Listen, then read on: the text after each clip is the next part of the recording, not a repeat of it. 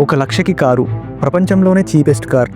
మధ్యతరగతి కుటుంబాలకి బైక్ బదులుగా సురక్షితమైన ప్రయాణం అందించాలనే లక్ష్యంతో టాటా మోటార్స్ ఈ రెవల్యూషనరీ ఐడియాని తీసుకొచ్చింది. కానీ ఈ గ్రేట్ ఐడియా ఎందుకు విఫలమైంది? ఈరోజు మనం ఈ టాటా నానో కథని పూర్తిగా తెలుసుకుందాం. The beginning of a revolutionary idea. 2003లో రతన్ టాటా ఒక పెద్ద కలను కన్నాడు. ప్రతి భారతీయ కుటుంబానికి ఓ కారు ఉండాలి అని. అందుకే 2008 ఆటో ఎక్స్పోలో టాటా నానోని ఈ ప్రపంచానికి పరిచయం చేశారు. 624cc engine with super mileage, only 1,00,000 ప్రైస్తో. ఇదంతా వింటే ఎవరికైనా అద్భుతంగానే అనిపిస్తుంది. కానీ టాటా నానో మొదట్లోనే చాలా ప్రాబ్లమ్స్ అండ్ ఛాలెంజెస్ని ఎదుర్కొంది. అవేంటంటే, పశ్చిమ బెంగాల్ ఫ్యాక్టరీ కోసం భూమిని తీసుకున్నప్పుడు పెద్ద వివాదం వచ్చింది.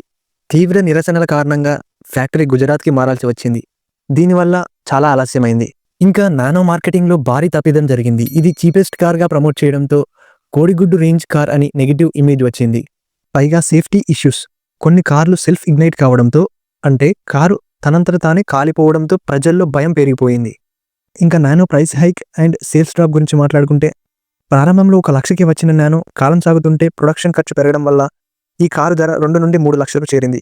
అదే సమయంలో మారుతి ఆల్టో, హాండాయ్ ఇయాన్ వంటి కార్లు చిన్న మార్జిన్తో ఎక్కువ ఫ్యూచర్లు ఇచ్చాయి. దీంతో ప్రజలు టాటా నానోని ఖాళీగా వదిలేశారు. అంతా ఒక అద్భుతమైన కాన్సెప్ట్లా మొదలయ్యి 2018లో టాటా మోటార్స్ నానో ప్రొడక్షన్ని ఆపివేసింది.